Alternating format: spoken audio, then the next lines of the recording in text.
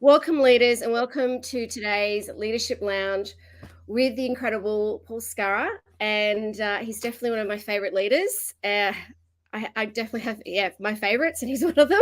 Um, a mastermind. I've got a bio around him because he's exceptional in terms of his experience.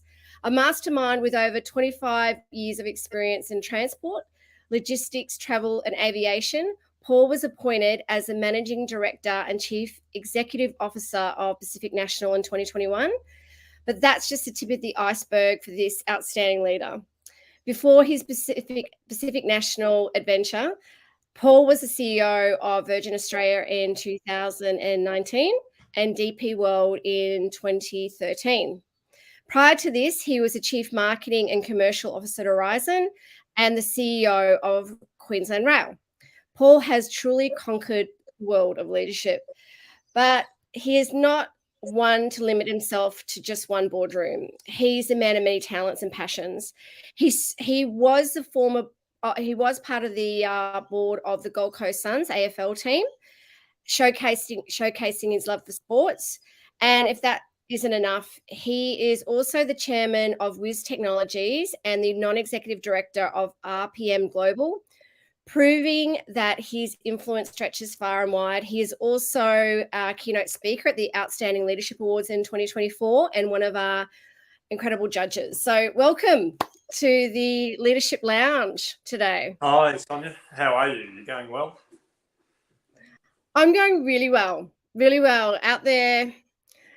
Trying to change. Well, I am changing the face of leadership around the globe, trying to build more great leaders and leadership. How about you? Yeah, well, first of all, congratulations on the ongoing journey there, because we still have actually a long way to go to create the type of leaders across all spheres of business that people would aspire to have. And it's not a journey that's an easy one. So congratulations. I'm going well. I'm busy as always, but going very well, and really pleased to be able to talk about this topic with you. We're both very passionate about it. Yes, I know you are as well. Victor's saying good to see us, so that's good. Thank you, Victor. He's a great leader as well that he's watching. Look, I think it's really important that we have role models. So at the moment, I'm on and that's, I think, the reason behind the Leadership Awards is the vision around the Leadership Awards was and still is about showcasing, acknowledging, and recognizing great leaders and role models, because I think our generations of today and tomorrow need great role models because we do what we see. So having role models like yourself, talking with me today and being involved in the Leadership Awards, and also around the fact you're so committed to great leadership, is that we just need to have that ripple effect, and to also let people know that leadership isn't a role or title. It's an attitude, and it's a choice and an action. We can all step up and lead, because imagine if we had more great leaders and great humans as well, because great leaders make great humans and great humans make great leaders. So I love that you're really committed to this as well. Yeah, no, that's very true. It's leadership is something that, as I said a bit earlier, is still a long way to go, but it is being acknowledged now that it has a lot more impact on people's lives than I think has ever been acknowledged in the past. And so that's a heavy responsibility for leaders. And I think once you know that, it does give you a bit of perspective as to how important the role is of leadership, no matter whether you've got a team of 5 or a team of 10,000. It's incredibly important. You're impacting lives. You are impacting lives. And, it's very true what you're saying, because in terms of, even the work we do and the conversations we have, the impact of a not so great leader or a bad leader on you it can be debilitating. So, and also when you work with great leaders, and we've all worked with great leaders and we've all worked with not so great leaders, but when you work with great leaders, they're gold, and you can learn leadership. You can learn it. So, I would love to know, like, looking back on your life, because I know you're really passionate about this, in terms of events or experiences or people that have made a difference, how or who or what has made a difference to where you are today? In terms of events, Sonia, there's 3 that really stand out for me in my career, and you can consider it lucky or unlucky. I don't know how to look at it, but well, actually, I do. I think it's more, I developed more out of these events than otherwise.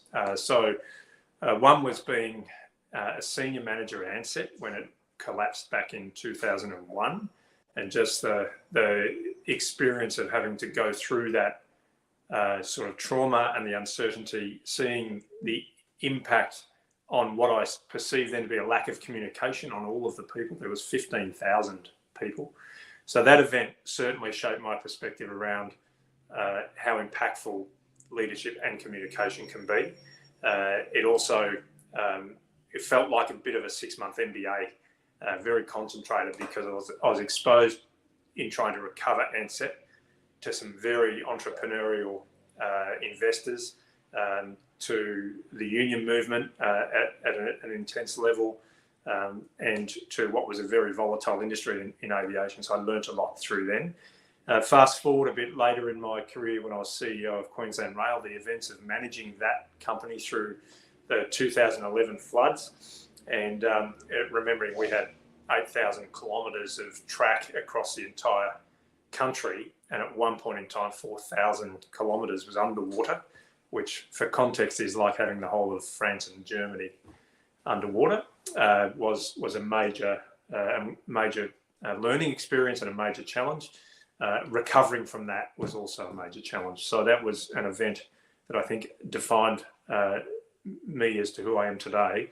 And then, of course, the more public one was I'd been made CEO of Virgin Australia in 2019, and then COVID hit in January, February of 2020. The biggest black swan event the airline industry has ever seen, and having to continually pivot around what success looks like on a daily basis during that process, ultimately coming through, going through a sale process and saving Virgin Australia was a massive learning experience, but also took its toll in terms of the stress and mental strain as something like that would. Experiences, life experiences, grew up with in a working class background with not the easiest upbringing. So you learn to survive on your own a little bit in those circumstances. I'm a big fan of David Morgan, the ex-CEO of Westpac and a very successful Australian businessman, that he says one of the best gifts you can be given as a teenager is adversity, and learning to deal with that actually really steels you up for the future. So that upbringing and the challenges around my upbringing certainly made me very determined to make something of my life, and some of those lessons were through making mistakes, for example. But I was also extremely fortunate to be involved in professional sport, and that, I think, and it was AFL. I was on Richmond's list for a 3-year period, and AFL, like a lot of sports, great leveler. So it didn't matter where you came from, what your background was, everyone was treated very equally because of what you brought as a person and as a teammate and as an athlete. And it teaches you a lot about learning how to define success and how to measure the defining of that success, how to set the goals, how to be disciplined, how to execute, the importance of teamwork. All of those things are massive, massive life skills. And leadership is really, really important in sport. And so there's lots of great lessons in that. People, my mum was a very hard worker to make sure I could at least complete school. So that was very important. I had an uncle and auntie who had their own small business that they made a success of, that I watched and learned, and they employed me for a little while to see, when it's your own skin in the game, everything matters. Every cent matters. The way your customers think of you matter. Sometimes when you get into bigger companies, you forget that. I had lots of great football coaches, like I was saying before. I learned lessons from them. In the business world, my singular idol has always been James Strong, because at Qantas, he stood out for so many reasons, but he created clarity of purpose. But he made everybody feel special and important, and he made everyone feel like they could contribute. And that's the thing that's never left me since working for him. Also, I mentioned David Morgan already. Richard Branson the adversity he overcame with dyslexia, and Anna Bligh as well, the ex-Premier of Queensland, and the communication style she took through the Queensland floods is a great lesson for anyone who wants to know how to communicate, particularly in times of crisis. Wow. Okay. Wonderful experiences. Because I remember with Ansett, Ansett used to own Hayman Island, and I was working on Hayman Island when all that happened. And I remember being on a massive construction site near Ipswich, running a leadership program when the floods happened, and the whole project site was underwater. And yeah, just listening to, the life tends to give you roles that you need to steer crises. It sounds like the universe is like, yeah, Paul can handle this. We'll give him this. Yeah, Yeah. that's interesting. Everyone says that, you know, there's a purpose or a reason for wherever you turn up in life. So one day I might find out what that actually is and why.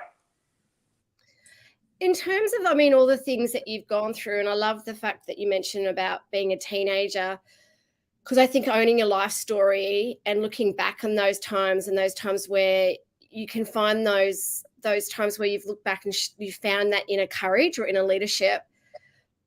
In terms like you mentioned about, with COVID and the floods and Ansett. I always say to people, it's very easy to lead when you're steering a ship, right, when the seas are smooth, but true leadership comes out when the seas are rough, right? What do you think contributed to you being able to navigate the ship when it was the rough seas? What do you think were some of those skills or competencies or things that really served you during those times? Yeah, it's a really good question. The simple answer to it, I think, Sonia, is being prepared for anything.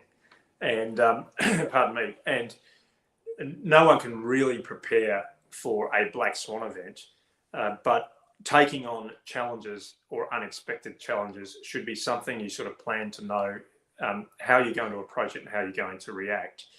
And in all of those instances, I had wonderful leadership teams at the companies I was running, and we were already very clear about what was super important to us, what our purpose was, what our vision was, what our priority pillars that are everybody's job, and our values and behaviours.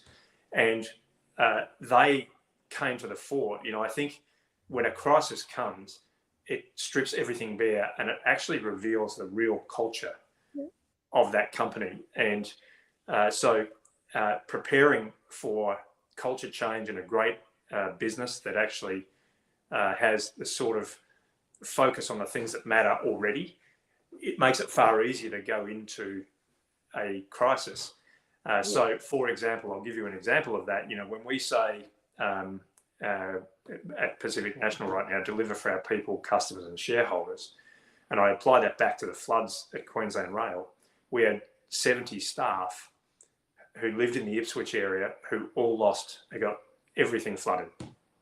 And we had lots of heavy lifting equipment, and we had a lot of engineers and tradies in our business. So when they weren't able to be deployed to help fix or go into flooded areas until the waters had receded, we deployed them to go and reconnect water and reconnect electricity at our employees' houses. So that's how you say, if we're true to our values and we truly want to prove that we care more, that's an easy decision to make. When we say safety is above all else, then in everyday life, then that is even more important through a crisis. So nothing we do here is ever going to compromise in this crisis management that we're going to compromise safety. So communication, we're going to communicate broadly. And I think the big lesson between the Ansett collapse and what I had to take the Virgin group through was, I still remember very vividly, no emails, there were mobile phones, but no texting, certainly no Zoom or Teams or anything like that. Waiting to hear by sitting on my front porch, waiting for the postie to come, and he'd ride by and keep going without putting anything. And I go, now it's another 24 hours to wonder what the hell's going on. And so we actually did 5 to 10 sometimes live video updates a day to all of the people within the Virgin Group, just to say, even when we had nothing to say, that we've got nothing to say, but we're going to come back on in another hour and tell you what else we know. So people weren't left guessing. So all of that is super important. So to get the courage to do that is really about preparation. And what a crisis does, though, is really successful businesses have defined what success looks like. And you have a roadmap to that success. In a crisis, you've got to bring in the time frame of that and redefine that success. Okay, we know in normal circumstances we're headed up to the lighthouse on the hill, but right now we've just got to get to the top of these stairs. You know, that is what success looks like right now. And so you break it down, and we break it down week by week, day by day, hour by hour throughout that crisis. So it's very important to prepare for those sorts of things in your day-to-day running of a company. And when the crisis comes, you're far better prepared. Yeah, that's fantastic. And I love the fact, I mean, that you just communicated even though you had nothing to say, because it's very easy for us to ruminate if we don't know what's going on. So that over communication is key. And actually, I forgot who said it. It's one of my favorite quotes. It's very easy to make decisions when you know what your values are. Yes. And values a lot, like knowing your values is key, and principles are key as a leader. So yeah, thank you for that. That's excellent. I'm sure everyone got a lot out of that.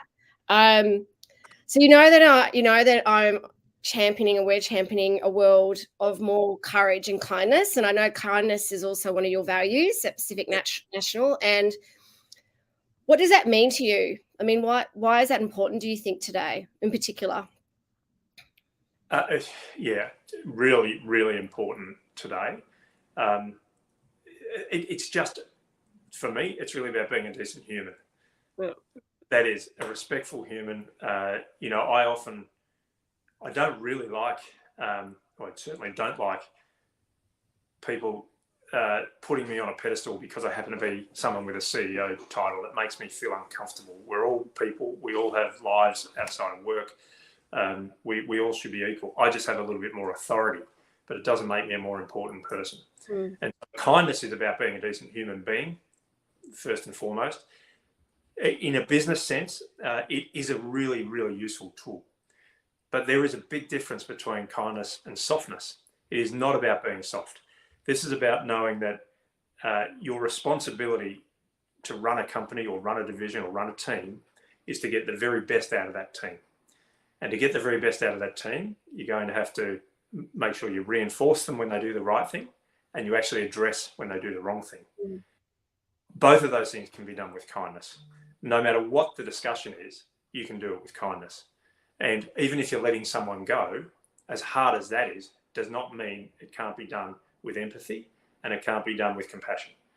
You can't control the reaction that comes your way, but if you're true to your morals, you're true to your kindness value, you will deliver it with kindness.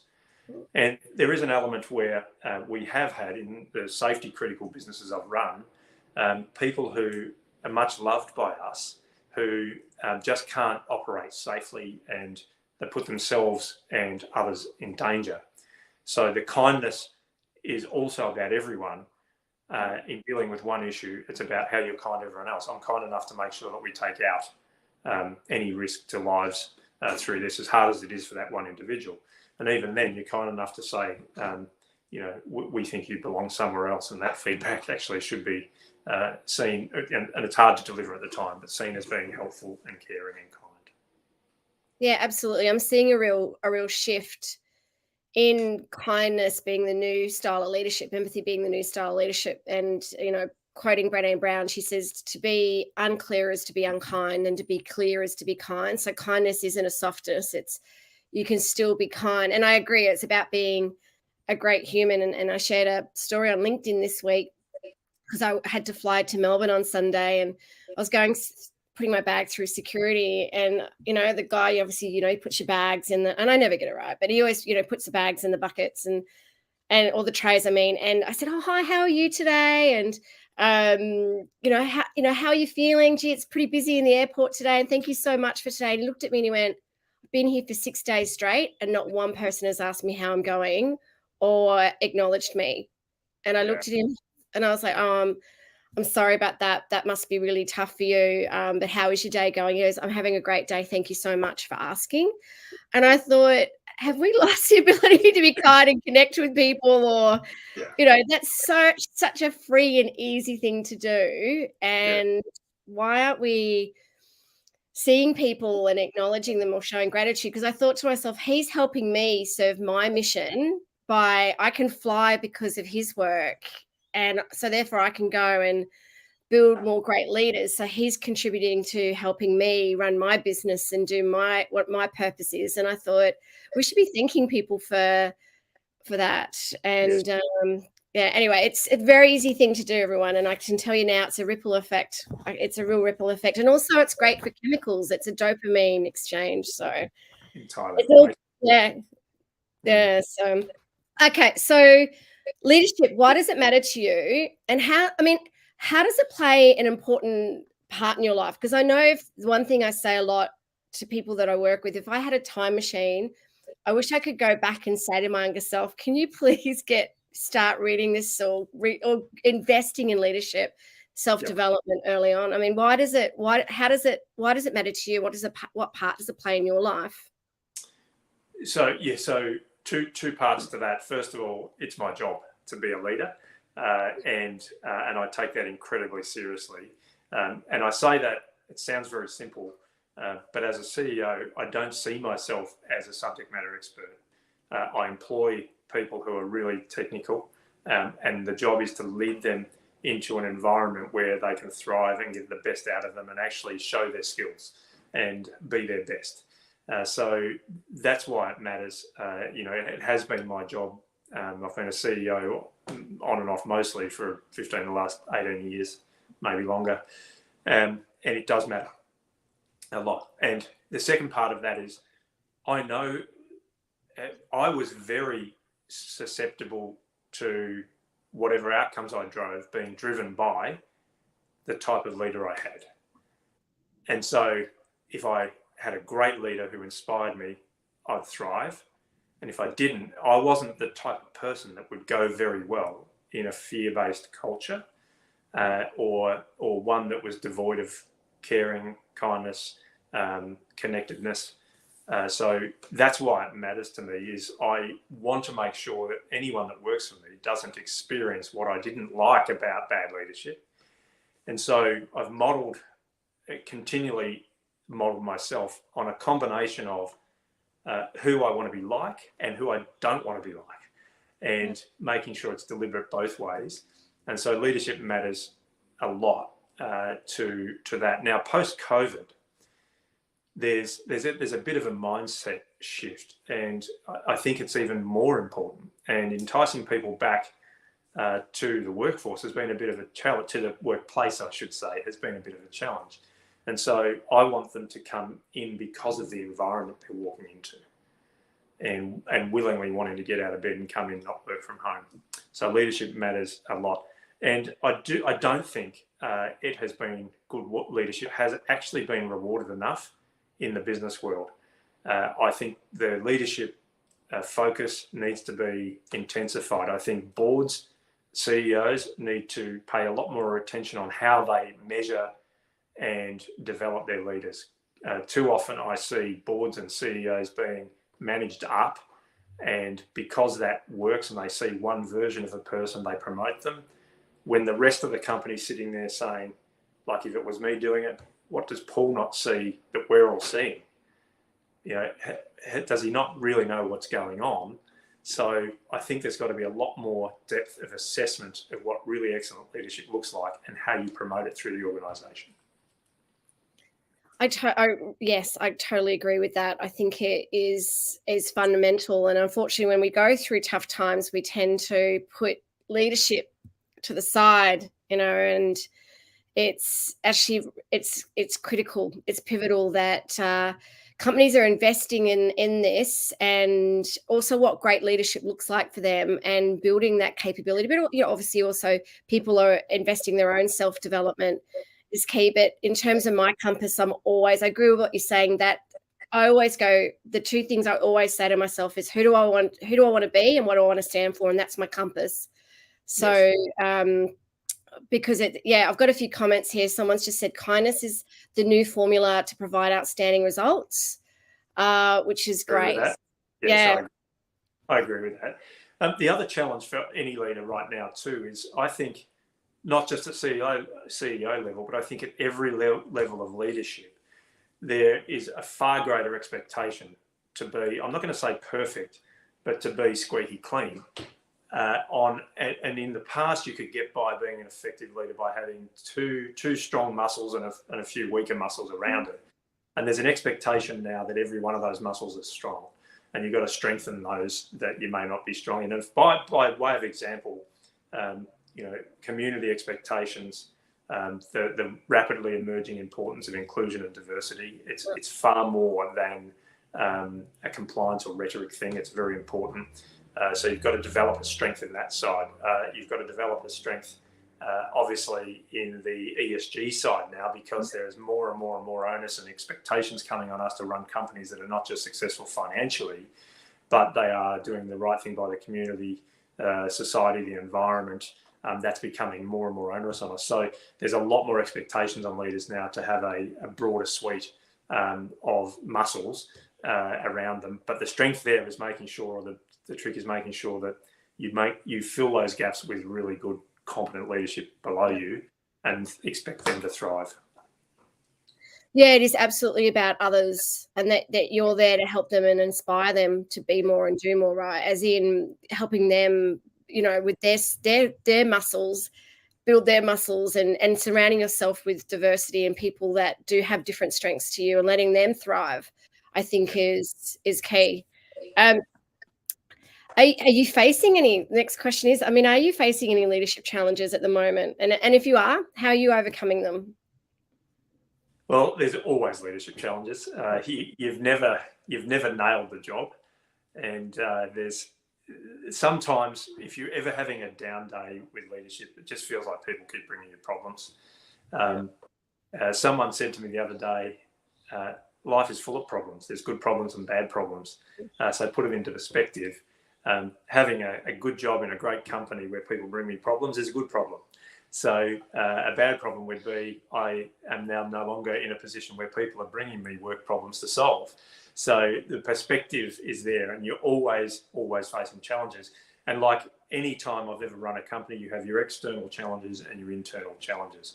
So external challenges are always the macro issues, like how's the market going?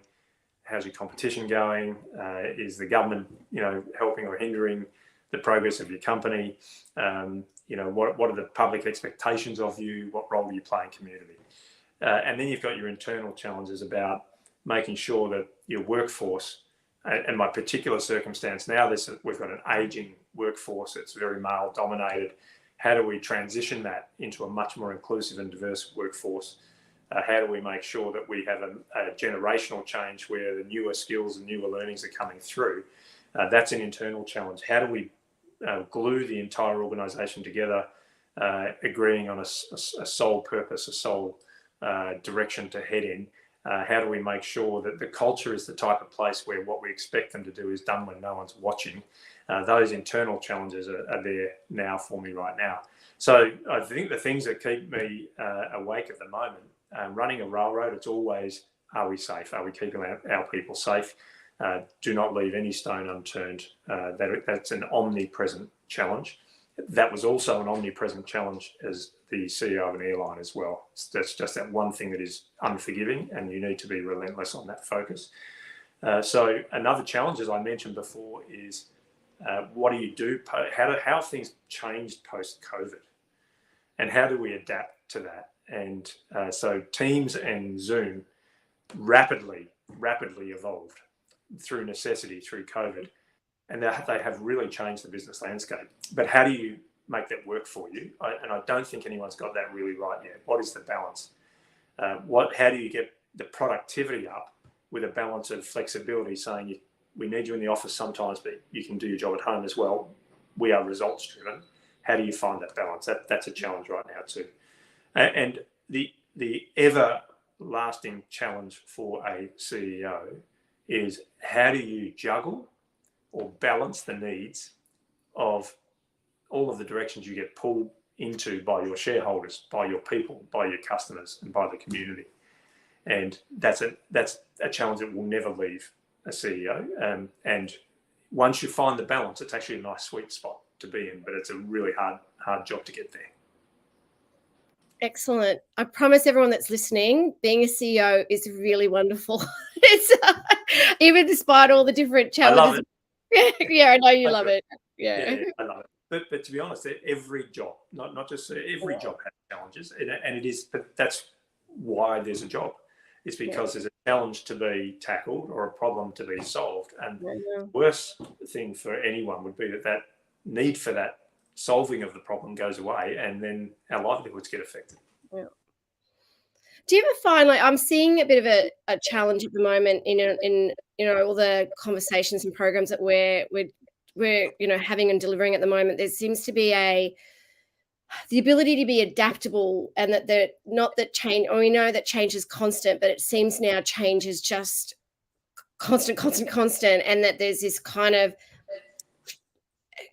and I agree with what you're saying around the macro. I know what you're saying around that, but I'm just saying what I wanted to ask was, there seems to be this burnout, this kind of, like, people at the moment I'm getting this real sense of people are coming to conversations or our programs, and they're like, I'm so busy, I'm feeling burnt out, and I'm finding it challenging keeping up with all the change that's going on at a macro level. It's that kind of, do you ever find that? I mean, do you ever find that there's days or there's times you go, I've really got to watch my energy, my my own well-being? Does that make sense?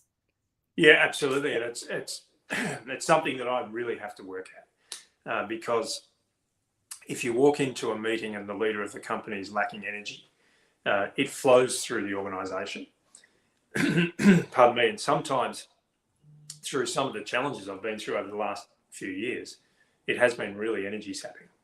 And so, but there's a couple of reasons for that, I think, that are they're not recent in terms of the past 2 years, but ever since the evolution of technology that allows you to be contacted anywhere, or allows you to be interrupted anywhere as well, I think we have allowed ourselves to remove the bookends from the day. And so, and I think that allows us to, so there's a blurring between home and work life at the beginning of the day and the end of the day. And so I try to set an example to my team that says, up until about this time of the day, I'm not going to switch it on unless it's an emergency or life-threatening or something like that. I'm going to be fully on from this point to this point, and I'll be available after it, but I'm not going to blur too much either way. And being very deliberate about that, and you have to be much more deliberate in terms of locking time in your diary to do anything other than work. Yeah. And be really disciplined about it.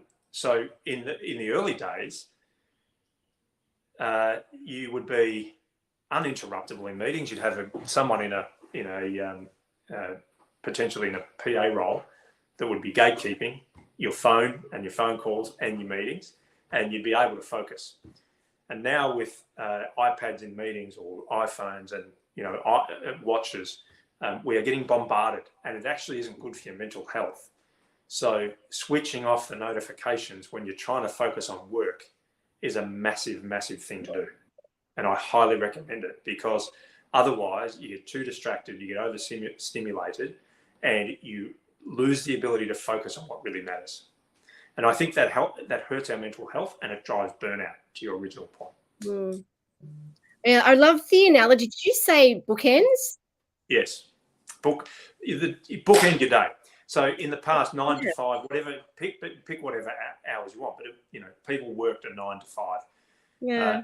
I found since I became more disciplined, and it's difficult to do it all the time, clearly in a CEO role, but the more disciplined I've got, the more focused I remain in that window, which actually means I'm doing more in that window than I used to do spread out when I let it blur.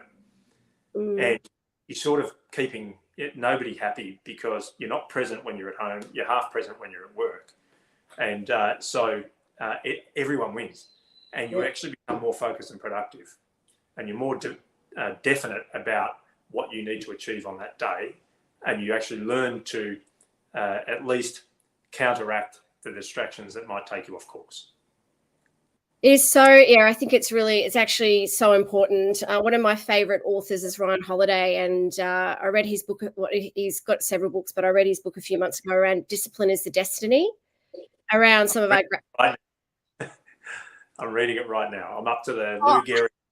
Yes, so it's really good. It is a really good book. Courage is Calling is a really good book as well. I also love the work from James Clear on atomic habits as well, around, because your habits are built from your character. So setting that discipline and habits is really important. Yeah, I agree. Yeah. So you have to tell me what you think of the book. It's a great book. Yeah, he's really good, actually. So what do you think? What skills do you think leaders need today for tomorrow? So humility is very, very important. Yeah. Being elevated into a position of authority is not an instant reason to become someone who thinks they're more important. Right? So humility is important. But on top of that, I think we shouldn't overcomplicate leadership either. So I think the ability to formulate and then communicate a plan and stick to that plan is really important.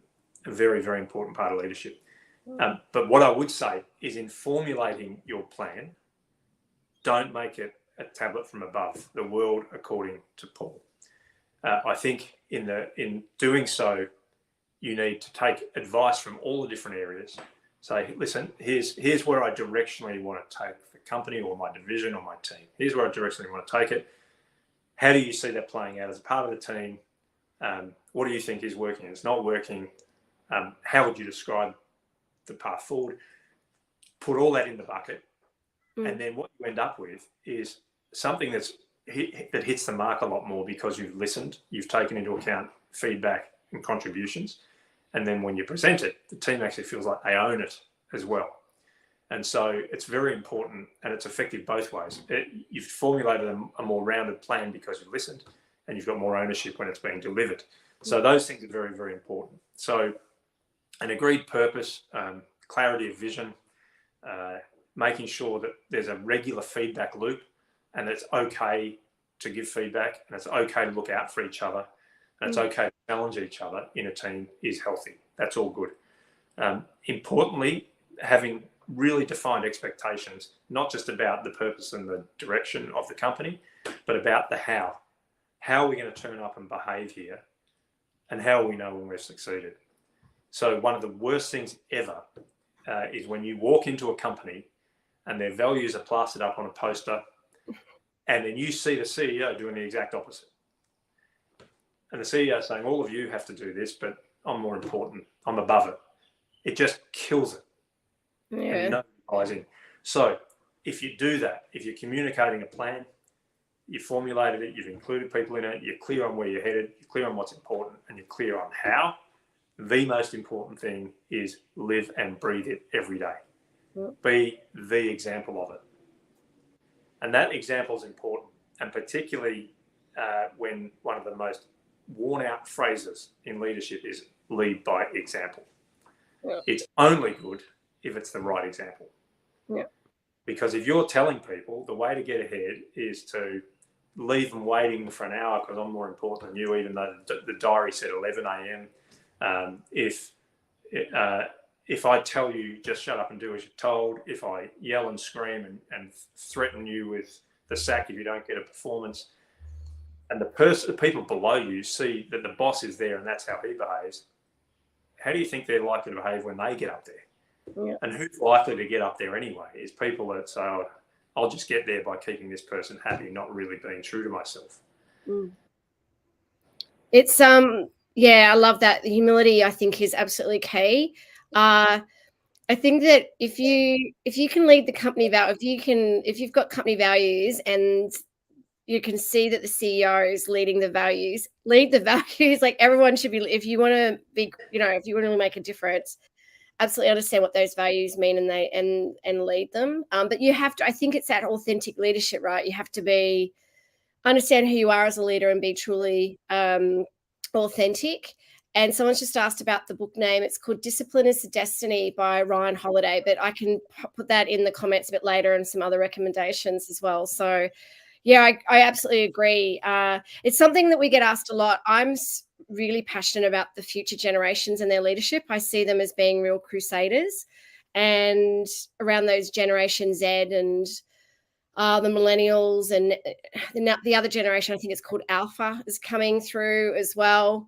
Yeah. And I love, everyone kind of says to me, oh, they're just so difficult to manage or lead, and they're lazy. And I go, okay, I said I must be seeing it through a different lens, because I actually think that if we can lead by example, and I agree, being the right example for them, they're going to really help change the world, and we have to prepare them for that, because I see them as being they're going to be some great leaders coming through. So we need to help them be great. So, I agree.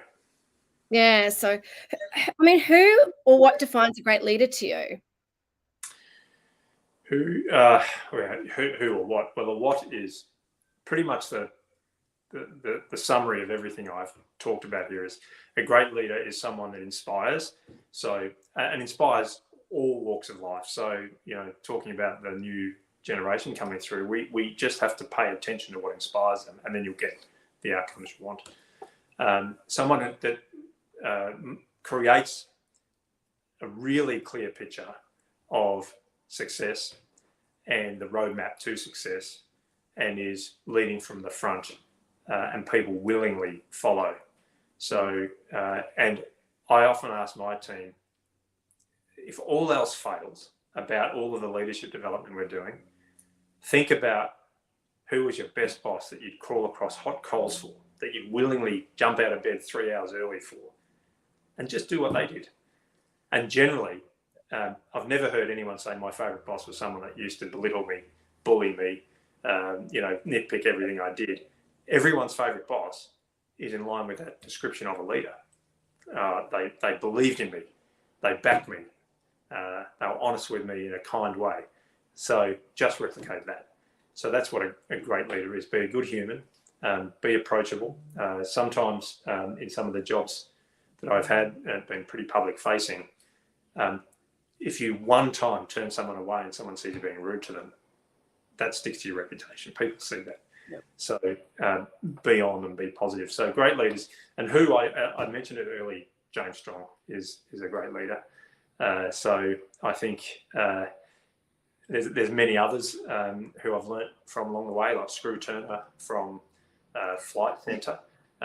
What I learned from Screw is the importance of specificity on KPIs, all the way from the very front line all the way to the top, and breaking things down into small bite-sized chunks and eating the elephant one bite at a time. So there's been some great people I've worked with. Yeah, I agree with what you're saying. Definitely around being a good human being, approachable, and I think is really important. And you can't be approachable if you're constantly leading from your computer or your phone, and not actually going out there and connecting with people and being curious and building connections and trust and relationships. But also, thinking about those great leaders or those great managers or people that you worked with and what made them great, or even great role models, and just thinking around what made them great and what resonates to you, and just demonstrating that is just gold, right? So, okay, I know we've only got a little bit of time to go, and I know I could ask you so many more questions, but I've only just got a couple more. What advice would you give leaders listening to this interview? Like, what advice would you give them? I would, the best piece of advice is pay a lot more attention to the true impact you're having on your team. Okay. And be prepared to to accept whatever you learn. Yeah. I don't think if you're a poor leader, I don't think ignoring the true impact and hoping it doesn't really come up or just sweeping it under the carpet is never going to make you a better leader. I'm extremely grateful to previous leaders who gave me a straightening up when I was younger. As uncomfortable as it was at the time, I look back and think, wow, that person actually cared enough about me to give me some feedback to develop me into a better person and a better leader. Mm-hmm. So I would pay a lot more attention to the true impact of your leadership. Find a way to get some official, whether it's a survey, whether it's an LSI 360-degree feedback, whether it's an anonymous inbox. Embrace the feedback. Ask, what are we doing well? What are we not doing well? What would you like me to do better? Are you seeing enough of me? Are you clear enough on where we're headed? Don't be afraid to ask for feedback. It's not about being insecure and saying, hey, do you guys think I'm doing a good job? It's about saying, how do I get better? My job is to continually improve. So that would be a really important part of what I would advise people. And one of the other values that we have at Pacific National now is curiosity, and it lines up very nicely with that because there's a common trait amongst all of the great leaders in the world, and that is they've never lost their curiosity. Yeah. There's always a different way to do things. It's always better, or it might not be better, but it might be more appropriate for the times. It might be, reading the play a bit better. So that's really important. So that's what I would say is something to embrace, is that curiosity. There's a great saying that someone said to me many years ago about why it's important to never stop learning. And the saying went something like this, if I can remember it, but it said, learners shall inherit the earth, while the learned are well equipped to deal with a world that no longer exists. Oh, okay. I like that one. Yeah. So if you think you've learned everything, you only know what's happened to date. You forget about learning what's evolving. And so, as I say, you're only equipped to deal with a world that no longer exists. Okay, I'm gonna do some research on that. I really like that because I'm a big fan of growth mindset, and I do sometimes have leaders, and this comes back to the last question I'm going to ask you about how you develop as a leader. We run so many leadership programs, and sometimes I do have people that come into my leadership programs or coaching, and they go, "But I already know. Why do I need to keep learning about this, or why do I need to learn leadership?" And I think you need to keep learning. Like that is if you can keep learning and keep that growth mindset, it'll just serve you so well in your life. Anyway, so finally, so how have you developed, or how do you develop yourself as a leader? I know you love to read books, and I am going to say I have written about Paul in my last book I wrote around First Comes Courage, a great story around Paul. But and I know he's an avid reader. But how else have you developed?